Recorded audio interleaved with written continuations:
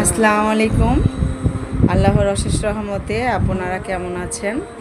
আলহামদুলিল্লাহ, আমি খুব ভালো আছি।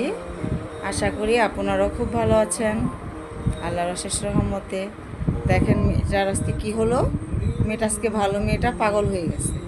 দেখেন কি করছে, ভালো মেয়েটা পাগল হয়ে গেল। আল্লাহ, কি হলো মেয়েটার? মা সালাম দাও, বলো আসসালামু আলাইকুম। দুষ্টু হয়ে গেছো তুমি, দুষ্টু। দেখি তো দুষ্টুটা আজকে মেয়েটার কি হলো, দেখেন পাগল হয়ে গেল।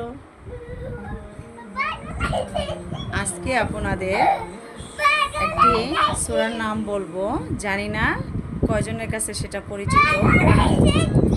সূরা আয়াতে শিফা। আয়াতে শিফা আপনারা যদি প্রত্যেক দিন যে কোনো একটা উক্তেও নামাজে পড়েন, আল্লাহর অশেষ রহমতে আপনারা অনেক রোগ থেকে শিফা পাবেন আল্লাহর অশেষ রহমতে। আমি প্রত্যেক দিন চেষ্টা করি আমার শরীরে ফু দিতে, আমার ছেলে দুটো, মেয়েটার, আমার হাজব্যান্ডের, সবাইকে আমি ফু দিয়ে দিই। এই আয়াতে শিফা পড়ে আল্লাহর রহমতে আমরা খুব ভালো আছি।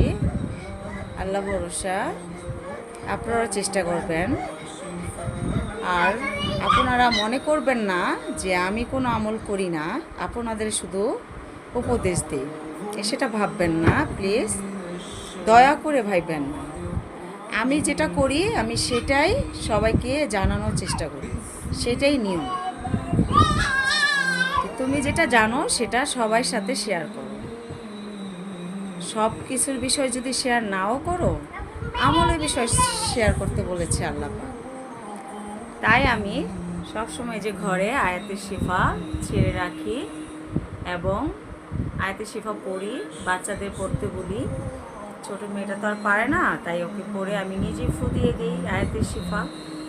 সব রোগ থেকে শিফা পাবেন ইনশাআল্লাহ, আশা করি আল্লাহর অশেষ রহমতে। ঘরে ছেড়ে রাখবেন, ঘরের থেকে আপদ বালাই দূর হয়ে যাবে আল্লাহর রহমতে। 3 কুল আয়াতুল কুরসি এগুলো তো পড়বেনই, আয়াতের শিফাটাও পড়বেন, সূরা ফাতিহা পড়বেন। রোগ থেকে সব সময় মুক্তি দান করবেন ইনশাআল্লাহ আল্লাহর অশেষ রহমতে। আজকে আমার মেয়েটা যে কি হলো, ভালো মেয়েটা আমার পাগল হয়ে গেল। দেখেন কি দেখছেন, আচ্ছা কি শুরু করেছে দেখেছেন? দুষ্টু মেয়েটা পাগল হয়ে গেছে।